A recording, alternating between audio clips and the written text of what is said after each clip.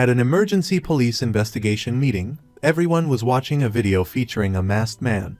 The man spun a roulette wheel. The wheel stopped on the name Chang Yi. On the second spin, the arrow landed on 1 billion won. On the third spin, it landed on the punishment of ear amputation. The masked man announced a bounty of 1 billion won for anyone who could sever one of Chang Yi's ears, leaving all the police officers stunned and shocked by the sinister game the masked man had devised. Earlier, Chang Yi had been held captive in a freezer by his close friend, Di Hong. Di Hong proposed a 40/60th split of the bounty with Chang Yi if he willingly allowed Di Hong to take his ear. Chang Yi resisted and managed to escape, but after a brief chase, Di Hong subdued him. Di Hong said, "We wouldn't earn 1 billion won even if we worked our asses off our whole lives, you idiot. You won't die from losing an ear.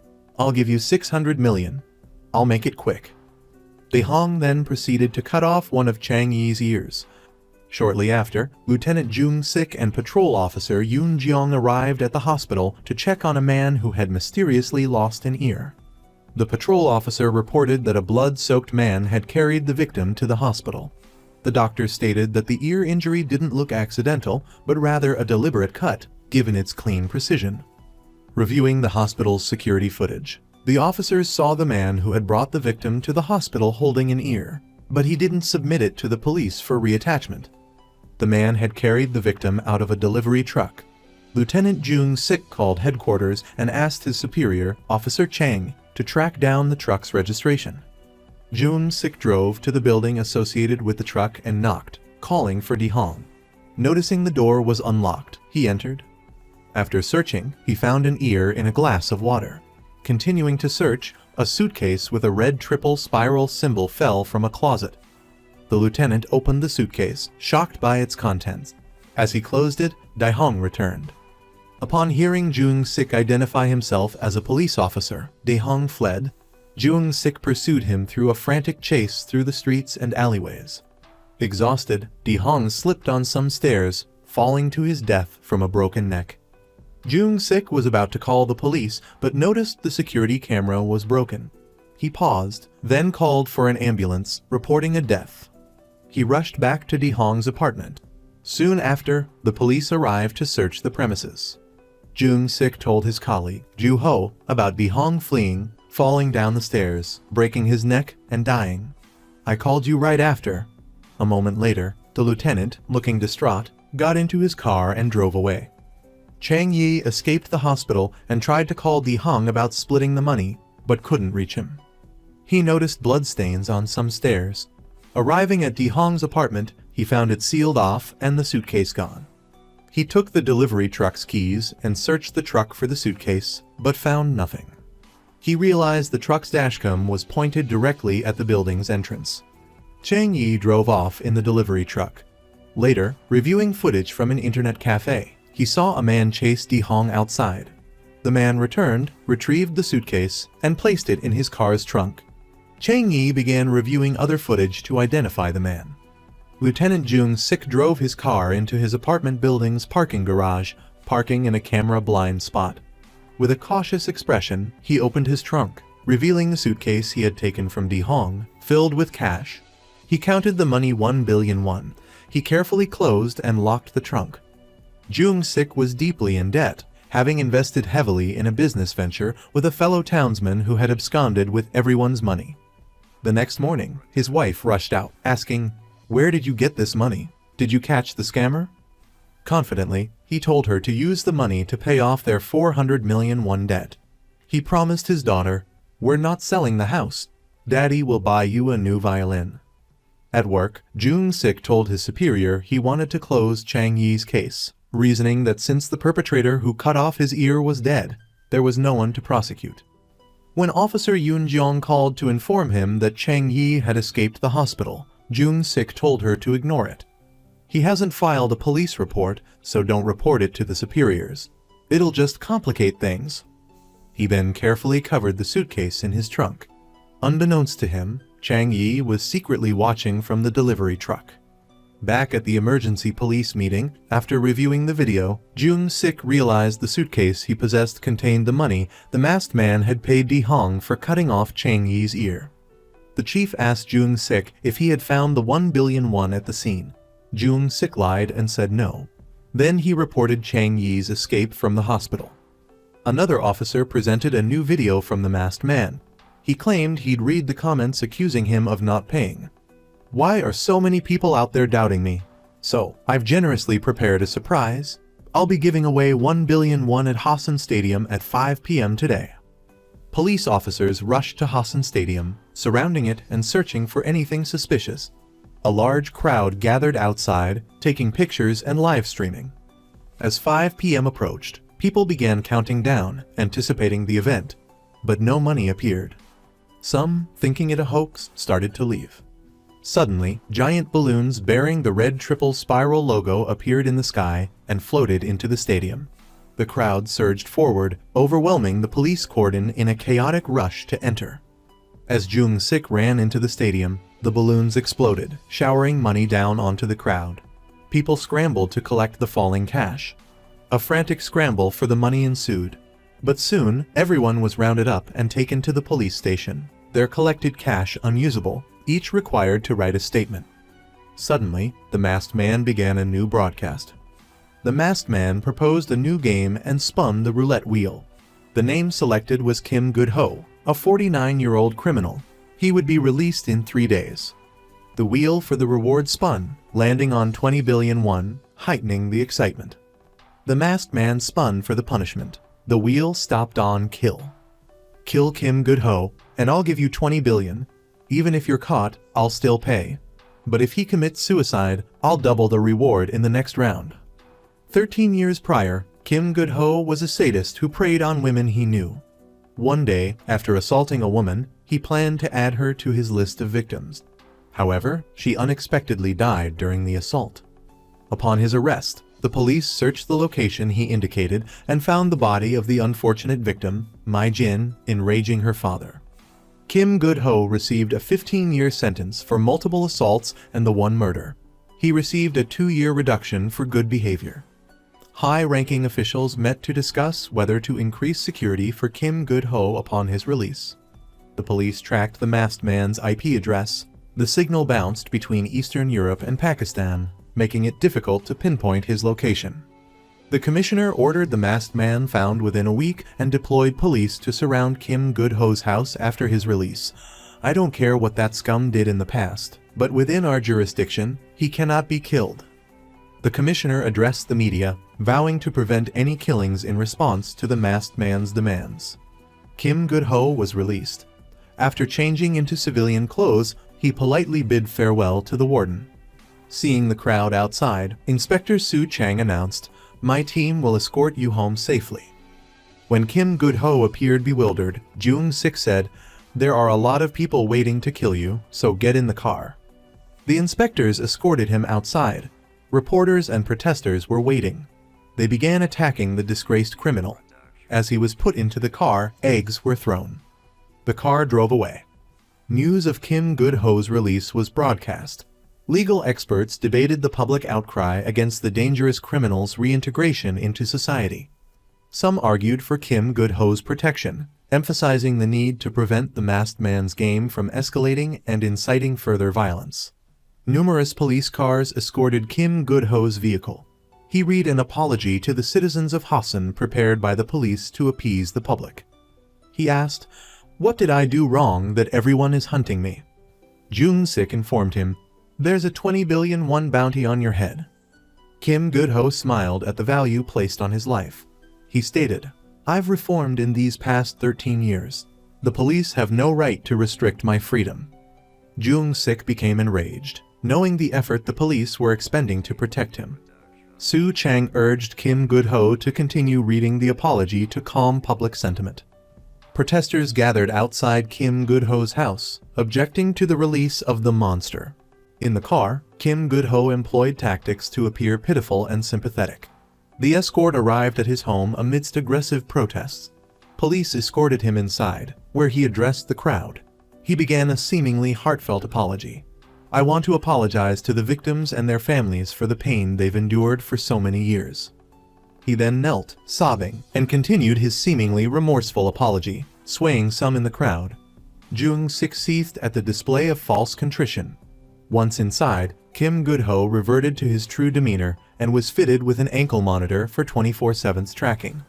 When the police informed him they would be stationed there for his protection, he remarked, "Who wouldn't want 20 billion? I think the police are the most dangerous ones right now." Jung-sik's blood boiled. Meanwhile, on the coast, an elderly woman made her living by diving for seafood. She heard the news about the bounty on Kim Good-ho's head. Returning home, she meticulously labeled containers of food. She cared for her frail husband, preparing his medication. She told him, "If I don't come back, you must call social services." The next day, a lawyer escorted a woman to Kim Good-ho's house.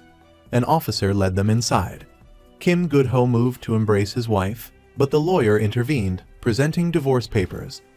"I sent these to the prison, but you refused all mail. She doesn't want alimony, just custody of your son." Kim Good-ho lunged at the lawyer, but Inspector Ju-ho restrained him. His wife said, "My son doesn't need a father like you. Don't try to find him." Kim Good-ho retorted, "You gave yourself to another man while I was in prison, didn't you?" As his wife and the lawyer left, he vowed, "I will find my son." At the elderly diver's home, she extracted venom from a poisonous fish and prepared sharp arrows. Simultaneously, the security guard at Jung-sik's apartment building spotted a man attempting to break into his car's trunk. The man fled. The guard informed Jung-sik, "A very tall man tried to open your trunk." Jung-sik rushed to check, finding the suitcase intact. He reviewed the dashcam footage, seeing Chang Yi's defiant actions. Panicked, Jung-sik drove away. Unsure what to do with the money, he received a call from Officer Gwang-il. Kim Good-ho was being uncooperative and demanding to go out. Jung-sik said he was on his way. The elderly diver drove towards Kim Good-ho's area but was stopped by a patrol officer. She claimed, "I'm visiting my daughter. Her house is up there." The officer searched the truck, finding nothing unusual, and let her pass. Jung-sik arrived at Kim Good-ho's house and told him, "Go back inside and sleep." Kim Good-ho yelled, claiming his human rights were being violated and alerting the press. Jung-sik asked, "Where do you want to go?" When Kim Good-ho said, "I want to go to the supermarket," Jung-sik offered to buy him whatever he needed. Kim Good-ho continued to struggle and yell for reporters, so Jung-sik reluctantly agreed to give him 3 minutes at the supermarket. Immediately afterward, 2 detectives entered the supermarket and asked the owner for permission to use the space for 5 minutes, then requested all the customers to step outside briefly. Numerous police officers began escorting Kim Gakho to the supermarket, passing the elderly fisherwoman sitting in her truck. The fisherwoman then proceeded to coat her arrows with fish blood. The 2 detectives followed the ex-convict into the supermarket as he shopped. When the fisherwoman approached the supermarket, a young police officer stopped her from entering. She claimed, "I have low blood sugar and need to buy chocolate immediately," so the young officer allowed her inside. The fisherwoman entered the supermarket and looked at the security camera monitors to locate Kim Gakho. She retrieved a weapon hidden in her clothing and fired an arrow at him, but missed. The young police officer entered the supermarket and was grabbed by the elderly criminal and used as a human shield. The fisherwoman was then handcuffed by a lieutenant inside the supermarket. Kim Gakho was unharmed, but the young police officer began foaming at the mouth, having been hit by a poisoned arrow. After the injured officer was helped into an ambulance, Jung-sik approached the fisherwoman and asked, "What was on that arrow? That poor kid is hurt." The fisherwoman remained silent. Jung-sik returned to the police station where a colleague told him that she was the mother of Mijin, the employee murdered by Kim Gakho 13 years prior. Her husband, suffering from terminal liver cancer, had developed a mental illness after their daughter's death. Chief Su Chang entered the interrogation room and told the fisherwoman, "We have no choice but to prosecute you according to the law." She asked, "Is the injured officer all right?" The chief replied, "The pufferfish poison is spreading, and he's still unconscious." At the same time, at the fisherwoman's house, someone delivered a suitcase. Her husband discovered the suitcase at their doorstep with the words, "To Worm Lady," and the symbol of the mysterious person on it.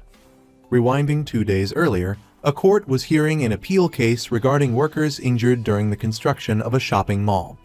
The judge dismissed the defendant's appeal, and the mall's management won the case. Lawyer Lee Sang-bong gently consoled his client, the injured worker. Later, the lawyer went to the restroom and smiled. He called the opposing lawyer, Kim, who was celebrating the victory with the CEOs. Lawyer Kim then gave Lee Sang-bong a stack of money as payment for intentionally losing the case. Lawyer Kim asked Lee Sang-bong about the halted NCT construction project. Didn't you invest all your money and legal fees into that project? Currently, the Guman Party was searching for a new candidate for the Hasan mayoral election, aware that any candidate would likely lose to En Myung-ja. They were seeking someone capable of defeating her. I think you can do it, they proposed to Lee Sang-bong, but he declined. The lawyer then visited his stalled NCT construction site. Suddenly, he changed his mind. The next day, he and lawyer Kim visited the Guman Party to meet with party leader Lee Bong-soo. The party leader expressed his dislike for the current mayor of Hasan. She increasingly acts as if she's the center of the universe. Therefore, he wanted to prevent her re-election. Lawyer Sang-bong requested the party leader's approval to restart the NCT construction project. The party leader hinted at wanting a share of the profits if the complex was sold in the future. Lawyer Sang-bong nodded in agreement. Back at his office, Sang-bong watched the news report about the 70-year-old woman attacking Kim Gakho at the supermarket. He then watched the masked figure's latest video. The mysterious person was thrilled with the fisherwoman's poisoned arrow attack on Kim Gakho. However, since a police officer was injured and wrist paralysis, he stated, "I hope the next person to act doesn't harm innocent people." But that woman was the mother of the girl Kim Gakho assaulted 13 years ago. So, I sent 1 billion won to her husband, hoping they can hire a good lawyer and help their family. Work hard, young people, because 20 billion won awaits you. The news then broadcast Mayor An Myung-ga's speech. She urged the government to mobilize all resources to ensure Hasan's safety. Sang-bong called party leader Lee Bong-soo and announced, "I have a way to discredit the mayor. She's likely using Kim Gakho to garner sympathy votes."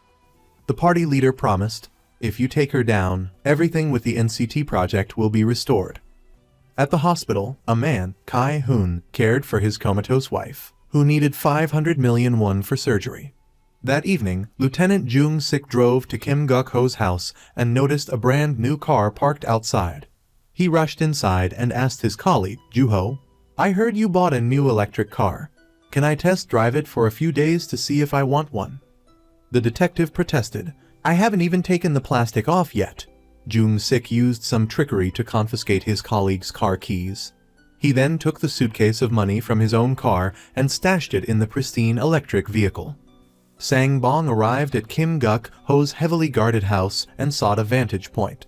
He climbed onto a neighboring roof and shouted, "Kim Gakho, I'll be your lawyer. Your rights are being unjustly violated."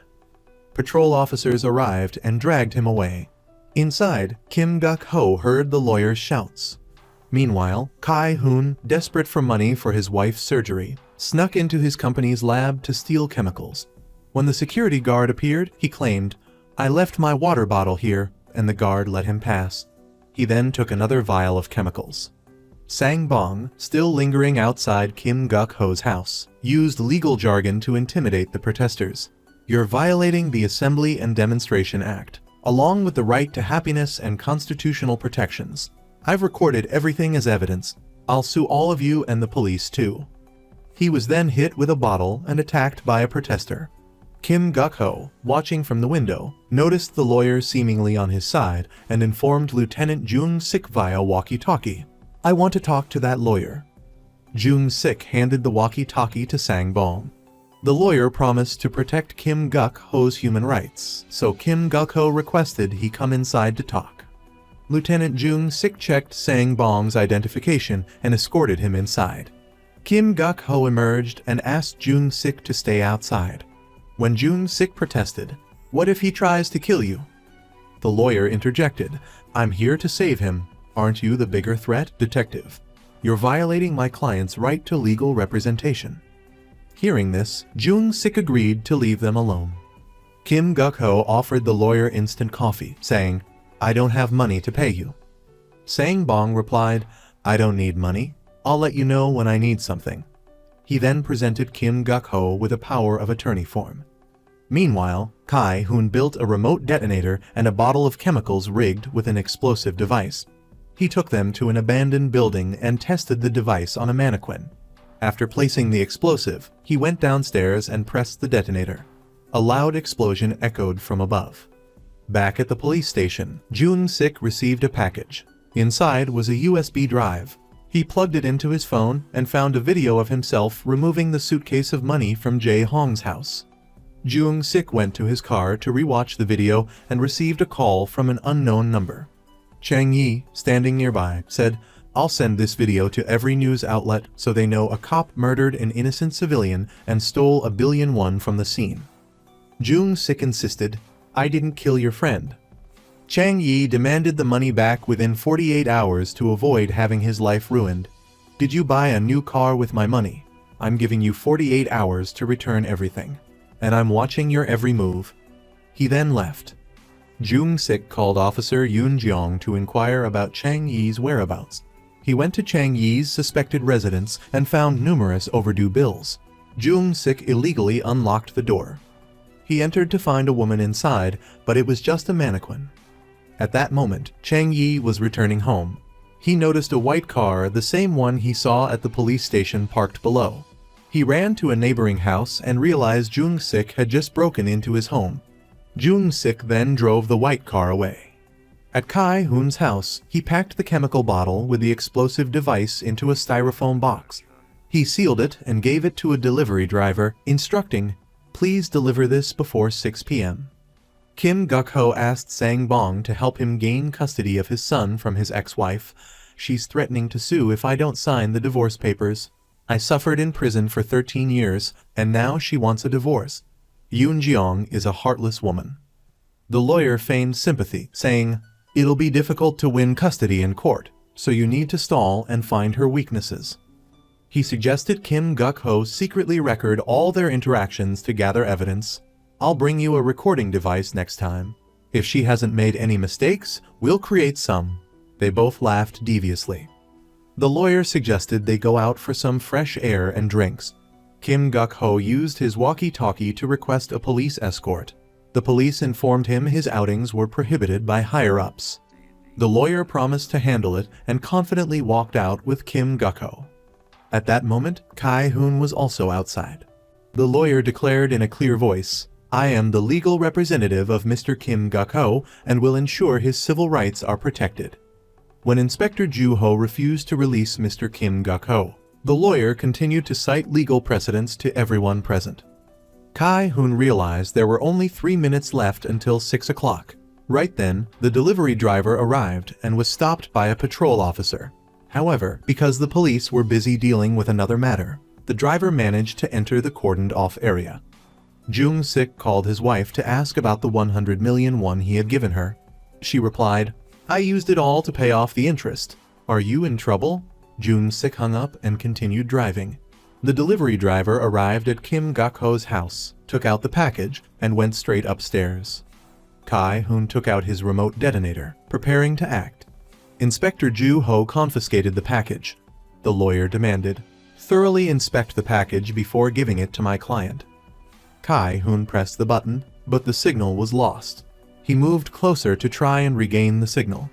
At that moment, Lieutenant Jung-sik arrived in his newly purchased white car, driving through the barricade.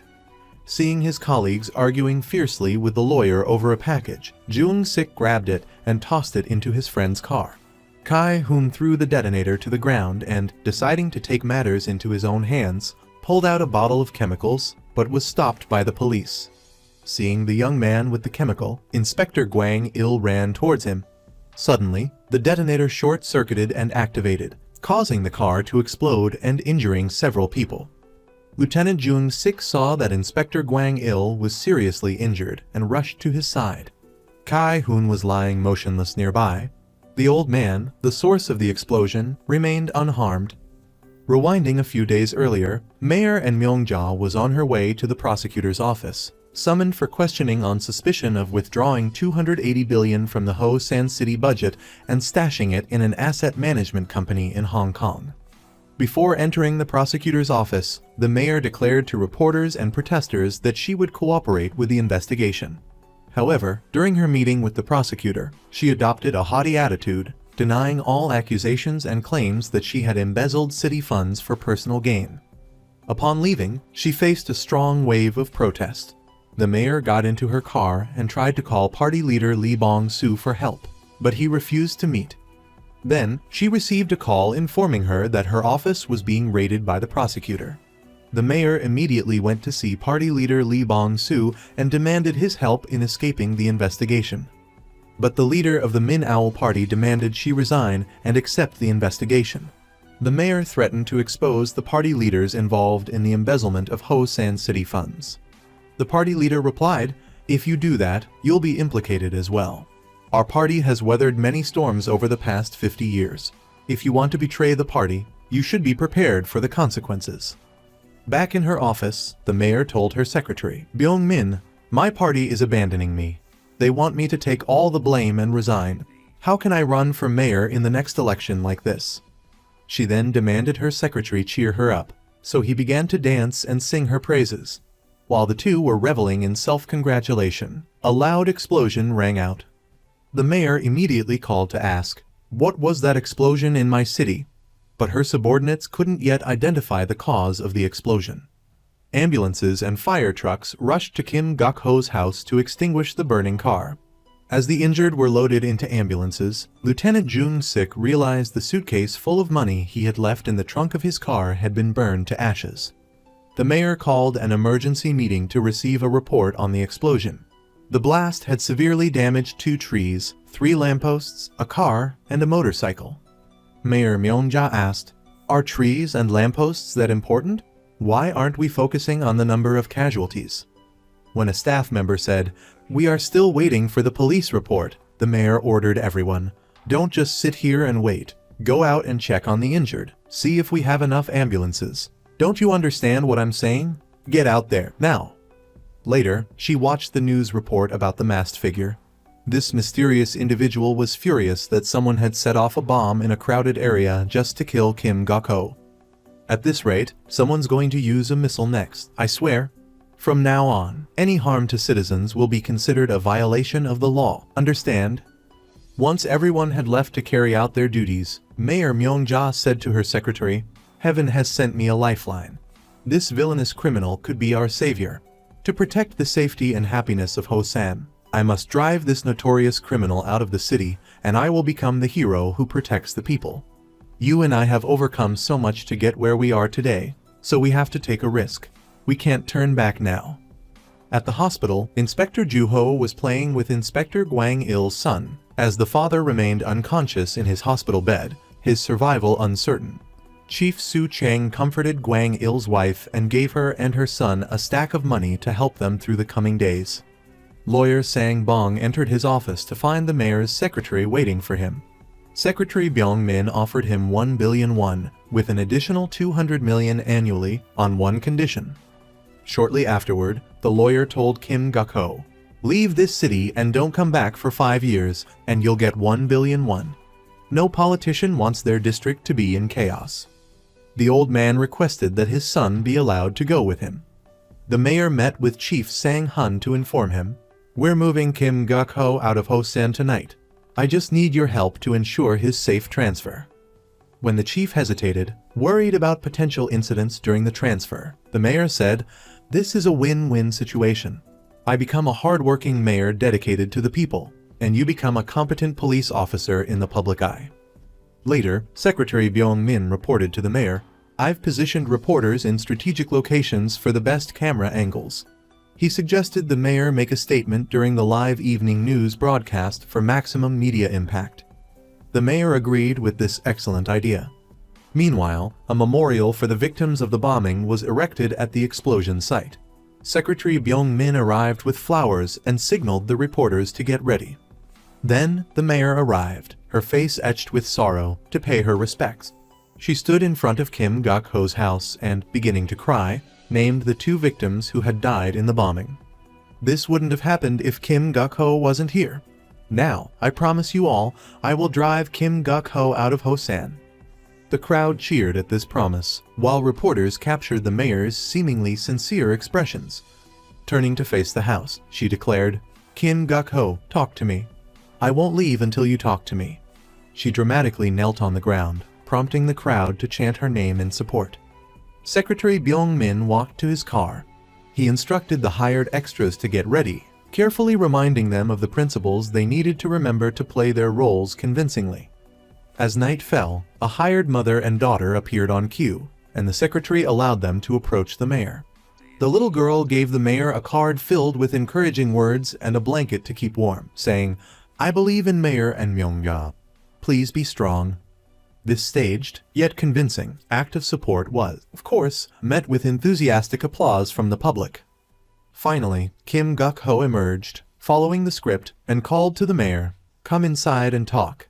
She was helped to her feet by staff members, perceived by the public as a hero willing to sacrifice herself for the people. But upon entering the house, her demeanor changed completely. She relaxed into a chair, recovering from her prolonged kneeling in the cold. Kim Gakho exchanged a glance with his lawyer and then demanded of the mayor, "Let's talk about the money." The mayor assured him he would receive 1 billion won over 5 years, as long as he stayed away from H-San for that period. When he asked what she would gain, she replied, "Public support. When I ran for mayor, I spent over 2 billion won to buy nearly 200,000 votes. But if you leave the city, I'll gain hundreds of thousands of votes in the next election without spending a penny." The old man extended his hand, agreeing to cooperate. The mayor, with a triumphant look, walked out, ready to announce the good news. However, the lawyer played back the recording of their conversation. Then he announced, "My client wants to change some of the terms." Caught in the trap, the mayor had to return inside. She lunged at Kim Gakho, but he easily threw her to the ground. The lawyer demanded an increase to 10 billion won over 5 years. The mayor, after a moment of agonizing frustration at having been outmaneuvered, agreed to the new terms and walked out. She then got into her car and left. When her secretary asked, "Should we pay him?" the mayor replied, "It's not about the 10 billion won, it's about those two having me chained for life." She then received a message from Sangbong demanding the money be transferred that day. A police officer rushed in to report to the chief, "We've found the masked figure, it's that building over there." The chief ordered his men, "Go there now." Numerous police officers stormed the building.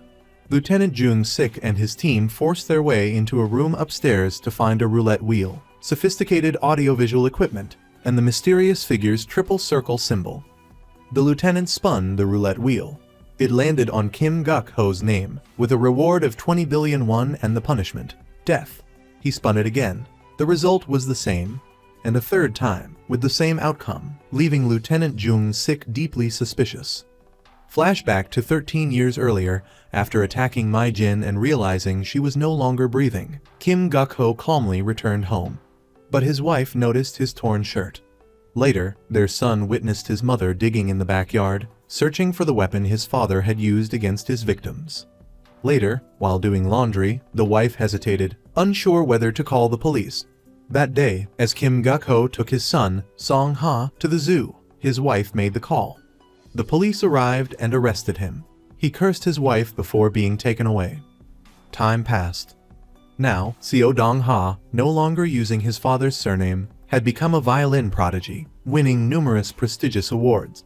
He appeared in the media as a sought-after talent by the world's most prestigious art academies. When a reporter mentioned Kim Gakho's upcoming release and asked if he wanted to apologize to him, Dong Ha replied, "Why should I apologize?" His teacher quickly intervened to deflect further questions. Later, Dong Ha and his violin teacher took his newly won award to the supermarket to show his mother. Nearby shoppers began to whisper and sneer, "That violin prodigy is Kim Gakho's son. Probably a sicko just like his father. Like father, like son, they say." His mother rushed over, grabbed one of the shoppers by the collar, and snapped, "How dare you compare my son to that despicable man? My son is nothing like him." Dong Ha, deeply hurt, watched the scene unfold. This incident fueled his resentment, and upon Kim Gakho's release from prison, Dong Ha stood outside, watching his father surrounded by the crowd, his eyes filled with hatred. Meanwhile, Kim Gakho was looking at news articles about his son's achievements. Lawyer Sangbong, having received the money from the mayor, had bought him a flat-screen TV. They watched a recording of the young violin prodigy's performance. The lawyer promised, I'll bring your son back to you. Now, Dong Ha's home was constantly besieged by YouTubers and TikTokers eager for a viral video, making him feel trapped. The next morning at school, his classmates started texting each other, Dong Ha's father is a notorious criminal. A group of bullies entered the classroom and confronted Dong Ha, taunting him. Your father is worth 20 billion won. But why is your last name SEO and not Kim? Trying to hide your identity. As Dong Ha tried to leave, the leader punched him. A female classmate intervened, and when the bully threatened her, a teacher appeared. Later, the bullies cornered the girl in a secluded area and filmed their harassment. Dong Ha appeared, carrying a container of flammable liquid. He doused the bullies and himself. As they attacked him, he pulled out a lighter and flicked it on without hesitation, scaring them away. He calmly told the girl, from now on, pretend you don't know me, and walked away, head down. Arriving home, he saw graffiti demanding, murderer's son, get out. His mother tried to scrub it off, but he stopped her, saying, it doesn't matter. It won't change anything. He hugged her and said, I'm okay. At the police station, Lieutenant Jung Sik spun the roulette wheel again. The result was still Kim Gakho, with the same reward and punishment. Jung Sik reviewed the masked figure's videos. Officer Yoon Jeong arrived and showed him an important discovery. The masked figure had broadcast 5 times, and the people targeted were all mentioned in this article. Chang Yi's name was also there. They were all criminals who had escaped proper punishment, and the last one was Kim Gakho. Later, Dong Ha noticed something written behind the masked figure. Officer Yoon Jeong guessed it was Median Church. Dong Ha's violin teacher brought a professor to his home. The professor praised Dong Ha's performance and offered him a place at her royal conservatory. I can provide everything you need. But Dong Ha said, I need time to think. His mother, surprised, quickly promised, my Dong Ha will attend. But he remained hesitant. That night, Dong Ha secretly watched his mother retrieve a box from a cupboard, and then put it back. She then suggested to him, go study abroad. I need to take care of some things here, and I'll join you soon. But Dong Ha replied, if you don't go, I won't go either. At the Median Church, a young pastor captivated his congregation with an engaging sermon. Among those listening was Lieutenant Jung Sik. After the service, the young pastor drove off, and Jung Sik followed him to a mansion. Inside, he found the pastor caring for another, older pastor who was paralyzed. Jung Sik tried to inquire about some disturbing videos circulating online, but the young pastor, Jun Woo, claimed disinterest in viral content. Meanwhile, at Jung Sik's home, his wife asked their daughter, Sumi, to take a bag of fresh clothes to the police station for her father. Sumi reluctantly took the bag. As she left their apartment building, Chang Yi, in his truck, began to follow her. Sumi boarded a bus headed for the police station. Later, as Sumi walked, Chang Yi made his move. Jung Sik called his wife and learned that Sumi had left a long time ago. Suddenly, the lieutenant spotted his daughter's bag on the ground. His wife called again, her voice filled with panic. Jung Sik rushed home to find Chang Yi calmly eating ramen. He grabbed Chang Yi and demanded, "Where's my daughter?" Chang Yi retorted. "Why did you take my money? You brought this on yourself. I don't want 1 billion anymore, I want 20. Bring me Kim Gakho in exchange for your daughter. Alive. I need him alive to collect the 20 billion. Call the police, and you'll get one of her fingers." He showed Jung Sik Sumi's phone, then took it and left. Jung Sik's wife collapsed upon hearing this. He embraced her, promising to bring Sumi back safely.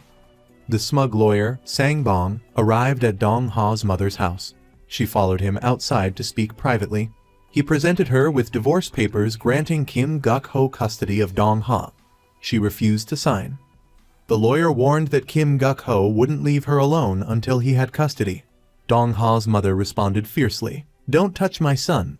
I'll kill him and anyone who gets in my way." The lawyer revealed he'd been recording their conversation. Inside, Dong Ha entered his mother's room and found a book on human anatomy. He then opened his mother's box, revealing a sharp knife. Looking out the window, he saw his mother being threatened by the lawyer. Jung Sik drove off and asked Officer Yoon Jeong, "Track my daughter's phone. Help me. Don't ask questions." He then went to the police station's surveillance room to track Chang Yi's truck, but lost the trail due to a malfunctioning camera. The next morning, Dong Ha went to his father's house. He snuck around back and tossed his backpack onto the roof.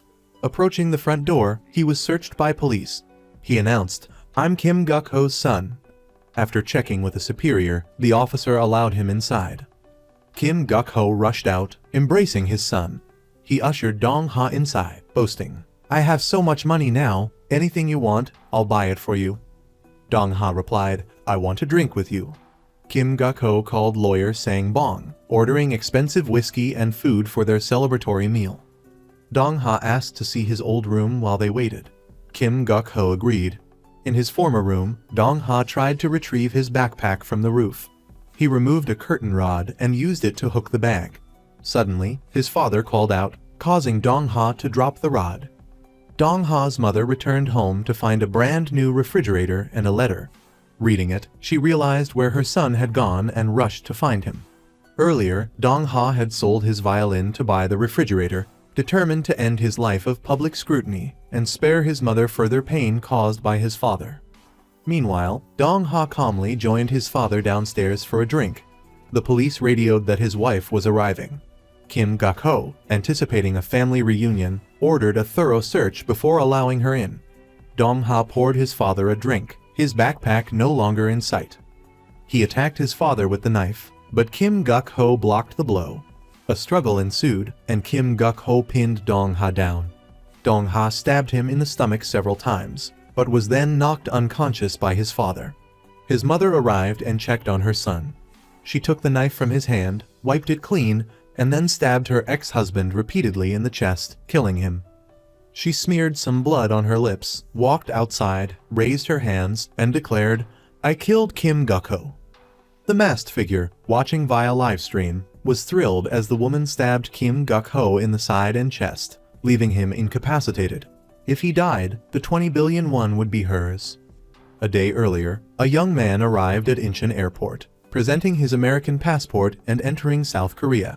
He spoke only English, relying on a translation app to communicate. Known as Mr. Smile, he was a globe-trotting hitman who maintained a cheerful grin even while carrying out his assignments, hence the moniker. Mr. Smile reviewed his next target's file, which contained photos of Kim Gakho and lawyer Lee Sang-bong. He received a message from his client, demanding retrieval of all recording devices from both men, alive. His client was Secretary Dong Min, who had hired him for $500 million won. The mayor was furious at the exorbitant price and skeptical of his abilities. The secretary explained that Mr. Smile was elusive, his nationality unknown. He never negotiated his fees and was renowned for finding ways to reach his targets. Mr. Smile's plan involved sniping Kim Gakho with a rubber bullet from a nearby rooftop, rendering him unconscious. He would then fire a grappling hook across to the opposite building, swing across with a smile, infiltrate the house like a ghost, carry Kim Gakho to the hook, attach himself, and silently ascend like a superhero, escaping through an adjacent building. The mayor scoffed. "Is this a movie script, you idiot?" In reality, Mr. Smile was tailing lawyer Sang Bong back to his office. The next day, perched on a nearby building with his sniper rifle, he witnessed Dong Ha's mother enter the house. Seeing his target already wounded and then fatally attacked by the wife, Mr. Smile retreated and messaged his client that the target had been eliminated by someone else. The secretary redirected him to the second target, the lawyer. Lieutenant Jung Sik was reviewing surveillance footage of Chang Yi abducting his daughter, but the truck's trail went cold.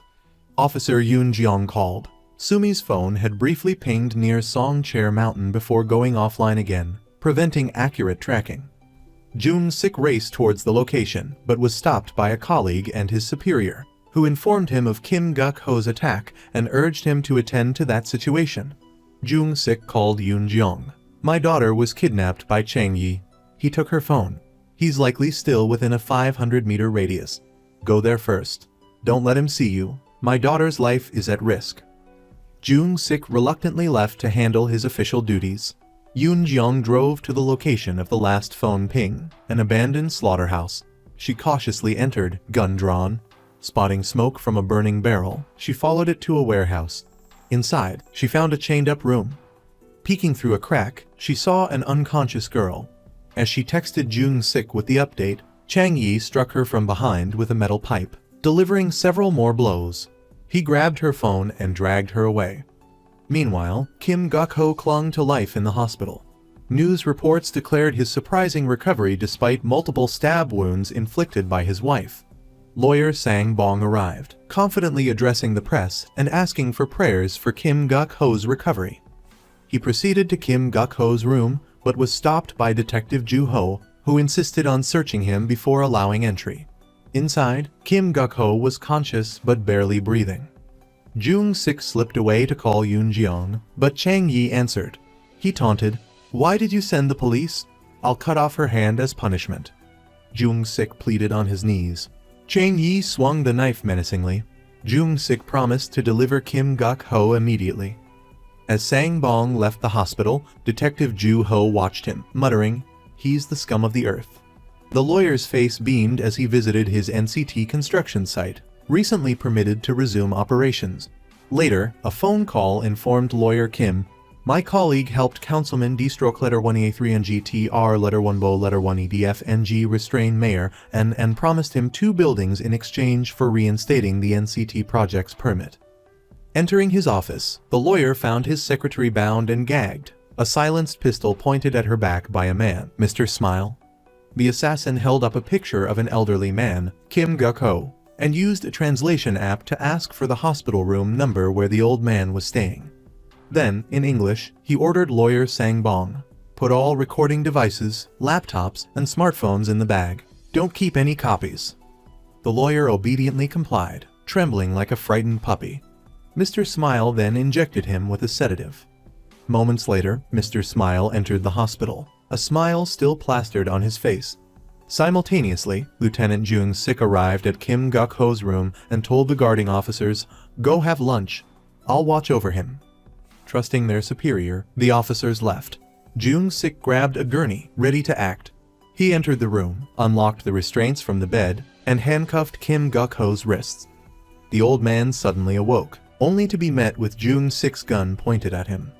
Upstairs, Mr. Smile planted explosives along the corridors. Upon reaching the hospital room, the assassin fired a single silenced shot, subduing the lieutenant.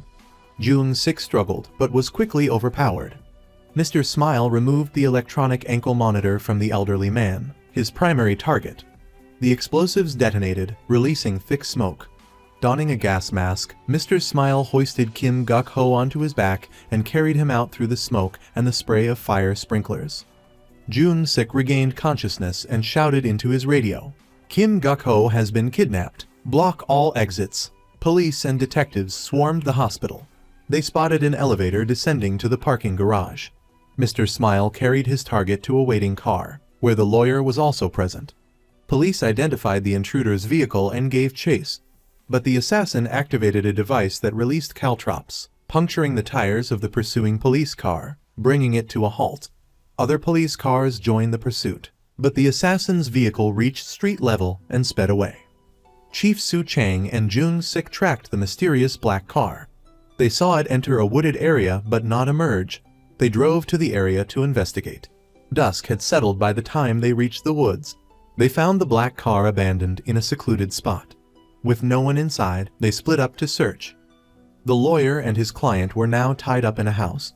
Mr. Smile detected someone entering, but it was the secretary and Mayor Myung-ja.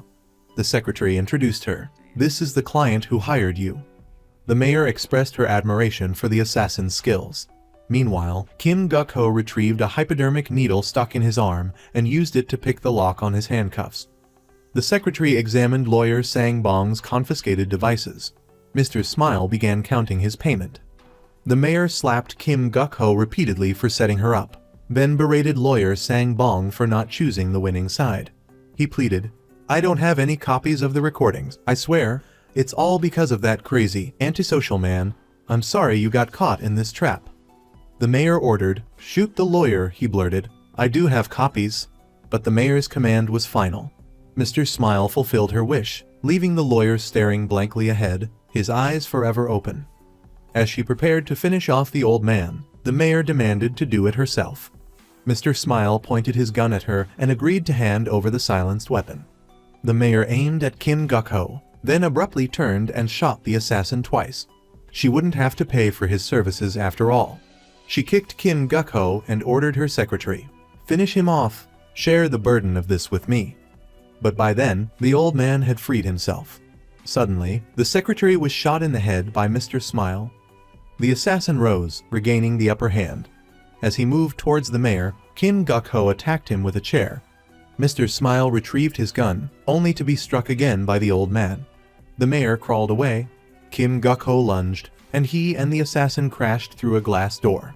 Mr. Smile dropped his gun in the struggle. Kim Gakho managed to clamp a handcuff onto the assassin's wrist. A tug of war ensued for the weapon. Unexpectedly, Kim Gakho, fueled by adrenaline, reached the gun first and silenced Mr. Smile permanently. The gun then clicked empty. Chief Su Chang called Jung Sik. "I got a report of shots fired. Go check it out." Kim Gakho stumbled outside and drove off in a stolen car. Exhausted and weak, he soon lost control, and the vehicle came to a stop. Nearby police officers noticed a man slumped over the wheel. Lieutenant Jung Sik arrived at the house to find a woman staggering out. The mayor raised her hand and smiled weakly. Meanwhile, Chang Yi was revealed to be a stalker. He had read a newspaper article containing a petition by a woman specifically naming him and requesting harsher penalties for his harassment of her employee. He had been watching her beauty salon. That night, he bound the woman and doused the salon with gasoline. As she escaped, the salon exploded. He was now burning the belongings of the unfortunate officer Yun Jiang. Somi awoke to find herself tied up. Chang Yi entered, tending to a wound on his ear. News reports detailed a shooting at a villa in the Hosan suburbs, leaving Mayor and Myongya's secretary and lawyer Lai Sang-bong dead. Concerns mounted over the missing Kim Gakho. Lieutenant Jung Sik and his team arrived at the villa to investigate the scene. Mr. Smile was gone, leaving behind only the two executed bodies. Mayor Myongja suffered a devastating blow to her reputation. She pleaded to attend the Gu Min Party's high-level meeting, but was denied entry, her status now diminished. Lieutenant Jung Sik called Chang Yi, assuring him, "Kim Gakho is still alive. I'll bring him to you. Just wait." Chang Yi demanded, "Bring him today. This is your last chance." He then offered Somi pizza. When she said, "My father is a respected police officer. We're poor. You won't get anything from us," Chang Yi retorted. "Your father stole my money. He's a thief." When she defended her father, he left the room. As the commissioner discussed the shooting with other high-ranking officials, Jung Sik's wife burst in, frantic, "I can't reach my husband." At that moment, Jung Sik and two colleagues arrived at a nursing home, alerted by patrol officers who found Kim Gakho unconscious in a car. Anxious to see the old man, Jung Sik found the door locked. A doctor finally opened it, revealing Kim Gakho lying unresponsive on a bed. Chang Yi called again, demanding to know if Kim Gakho was alive. Jung Sik rushed to the ambulance parked outside, noticing the keys were still inside. Chief Su Chang received a call from the furious commissioner complaining about Jung Sik's wife disrupting the meeting and crying, "Tell him to call his wife. Why is his family interfering with work?" Jung Sik returned to the room, his face etched with worry. Su Chang relayed the commissioner's message as they prepared to transport Kim Gakho. Suddenly, Jung Sik grazed Officer Ju Ho's shoulder with a bullet and ordered Su Chang, "Don't resist." He chained them both to the door, promising, "I'll explain later." Jung Sik wheeled Kim Gakho to the ambulance and loaded him inside. Confronted by two patrol officers with tasers, Jung Sik drew his gun, demanding, "Throw me your car keys." He tossed the keys away and gave the officers the key to the handcuffs restraining his colleagues.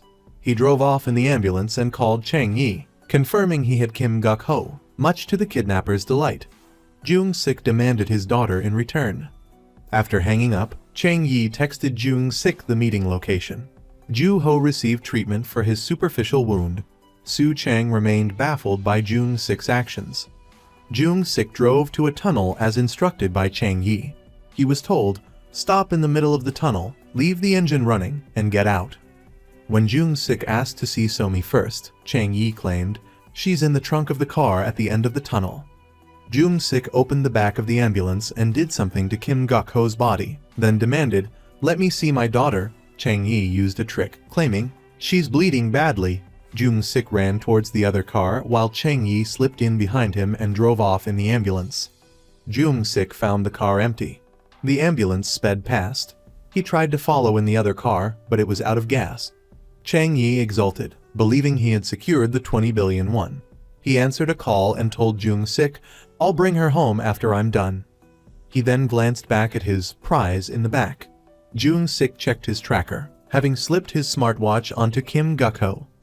Chang Yi transferred the old man to his refrigerated truck, thrilled to discover he was still alive. He drove off to collect his money. Su Chang and Ju Ho searched for Jung-sik, suspecting he had taken Kim Gakho for the 20 billion won reward. Jung-sik ran to the other car, finding it empty and keyless. He tried to flag down passing cars, but to no avail. Desperate, he drew his gun, showed his badge, and commandeered a vehicle. When the refrigerated truck stopped, Kim Gakho opened his eyes but quickly closed them, sensing someone approaching. Chang Yi cut off the old man's handcuffs and carried the heavy bags of cash into his hideout. He took a selfie with his loot before getting to work. While Chang Yi fetched his tools, Kim Gakho spotted some farming implements nearby and grabbed a knife. Chang Yi returned with a sickle, ready to claim his 20 billion won reward. Instead, Kim Gakho stabbed him in the leg, followed by several more fatal blows.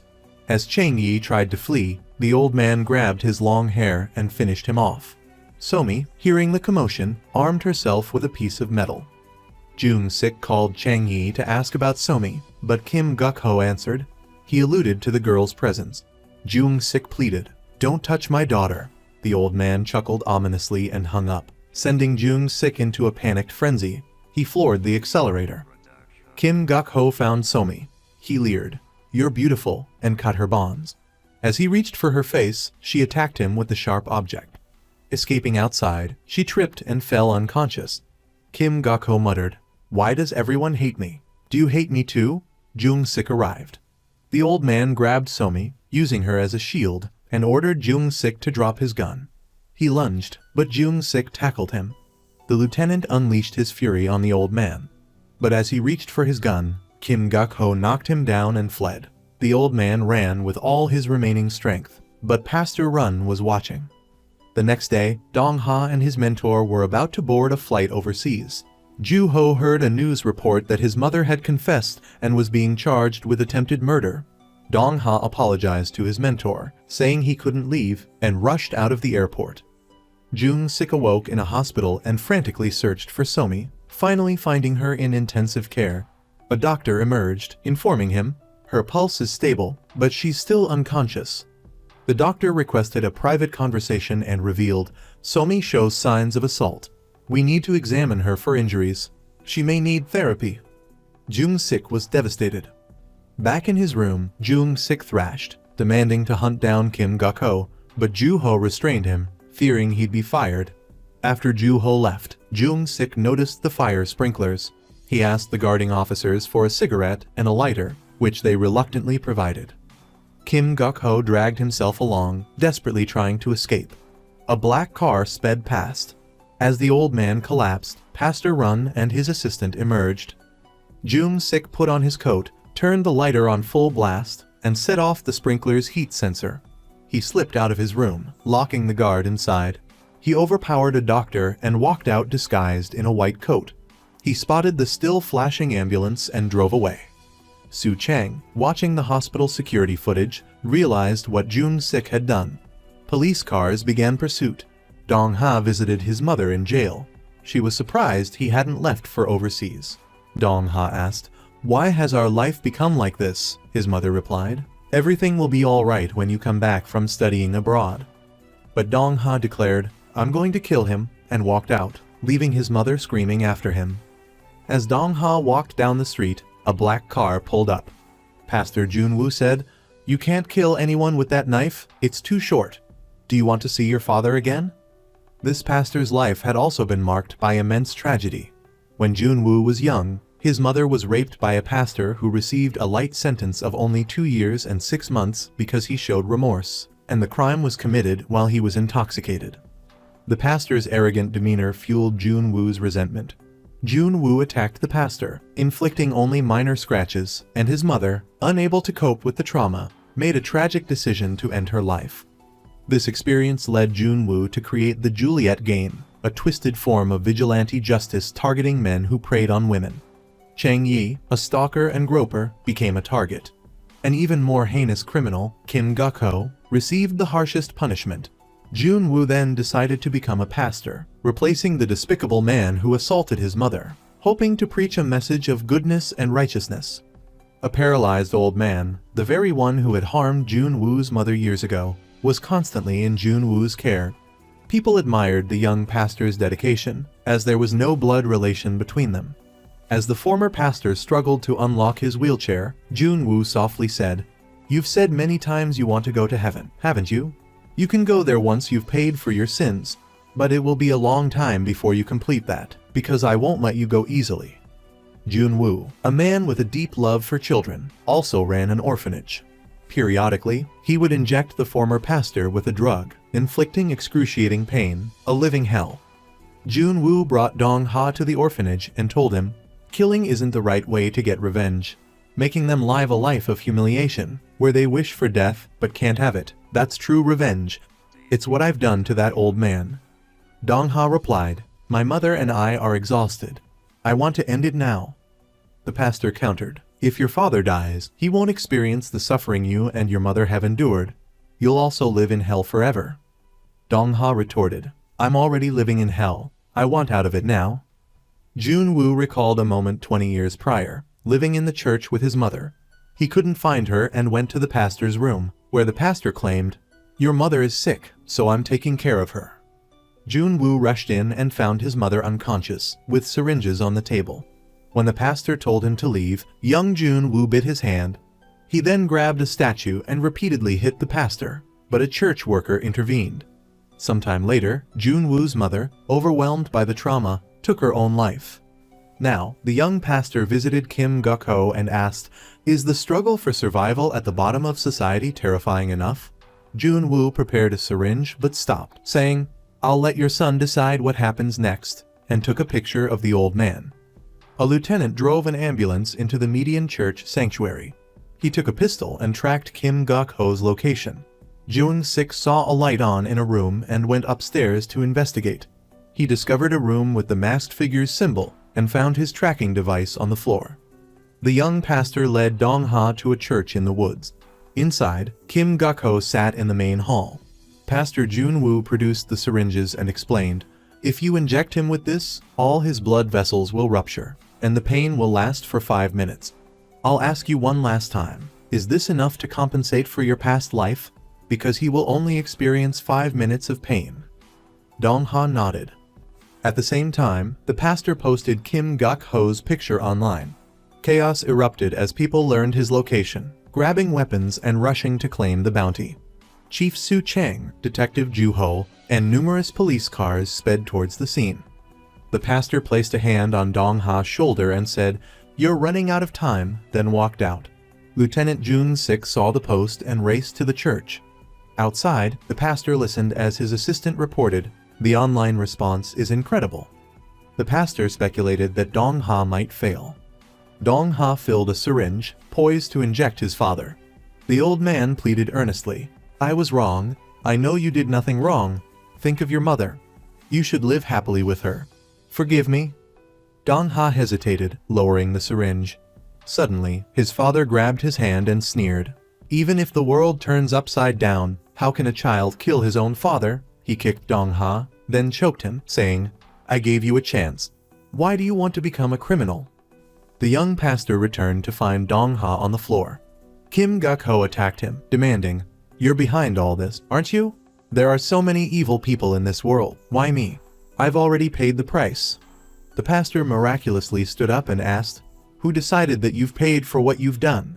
The old man retorted, "The law of this country." He was then thrown to the ground. The pastor said, "You got off too easy. Do you think that's enough?" The old man spat. "You think you're a god? You're worse than me. You shouldn't have dragged my son into this." The pastor asked, "Who do you think wants to kill you the most?" As Kim Gakho pinned the pastor against the wall, Dong-ha attacked his father with a metal rod. enduring multiple blows in return. He gained the upper hand, ready to deliver the final blow, but Lieutenant Jung-sik burst in, pleading with Dong-ha. "Stop. I know how terrible your life has been because of him. I'm here now, so stop. I'll arrest him." The lieutenant restrained Dong-ha and handcuffed Kim Gakho. Jung-sik noticed the masked figure's symbol and ordered Pastor Jun-woo, "Surrender." The pastor calmly pointed to the door as a mob surged in, eager to claim the 20 billion won bounty on Kim Gakho's head. Forced to fire a warning shot into the air, Jung-sik fought off the money-hungry crowd. He shouted, "When I think of my daughter, I want to kill this old man more than anyone. But I can't because I'm a cop. Do you want to become monsters to kill another monster?" The monstrous old man grabbed a syringe and took his son hostage, asking Dong-ha, "What will happen if I inject this into you?" But Dong-ha urged the lieutenant, "Shoot him." Seeing the frenzied mob, the old man told his son, "Study hard and be good to your mother. This is probably the end for me." As he released Dong-ha, the lieutenant shot him in the chest. The crowd rushed forward to check if the 20 billion won prize was still alive. The police arrived, escorting Dong-ha outside. Lieutenant Jung-sik noticed the young pastor was gone and ran out to search for him, but it was too late. The next day, news of Kim Gakho's death by gunshot at a church caused a stir online. Investigations into the Myeon church and the orphanage revealed that the paralyzed former pastor was the registered owner. Jun-woo wasn't actually a pastor and didn't belong to any denomination. His education and name were fabricated. His background and DNA didn't match any national records. He was a ghost, a mystery the police couldn't unravel. Dong-ha remained silent, offering no information to the authorities. When the commissioner asked Jung-sik, "Did you see him that night?" Chief Su Chang claimed he hadn't. The lieutenant sat vigil at his daughter's bedside. Somi opened her eyes, calling only for her mother, and resisting her father's tight grip. The relieved couple rejoiced at their daughter's awakening. Later, someone left a file at the lieutenant's doorstep. It was the mysterious Jun-woo. Inside, Jung-sik found an envelope bearing the masked figure's symbol. It contained bank account information with 20 billion won and a key to a safety deposit box. His reward for eliminating Kim Gakho. Immediately afterward, the masked figure initiated a new game. Months later, Lieutenant Jung-sik continued his pursuit of the masked figure, untouched by the 20 billion won. A man with a gun approached a house in a grassy field, effortlessly taking out 2 guards at the gate. He entered, eliminating the remaining occupants. This was the cheerful assassin, Mr. Smile. Lieutenant Jung-sik arrived at the house, finding bodies strewn across the ground. Inside, he discovered the masked figure's symbol and a discarded mask. He pressed enter on a computer, playing a video. Mr. Smile grinned. "Hello, Lieutenant Jung-sik," and announced, "A client hired me to kill the masked man. I know you're after him too. You better stop, or I'll hunt you down and kill everyone you love. I'm not joking, he's mine." The lieutenant watched the video, deeply troubled.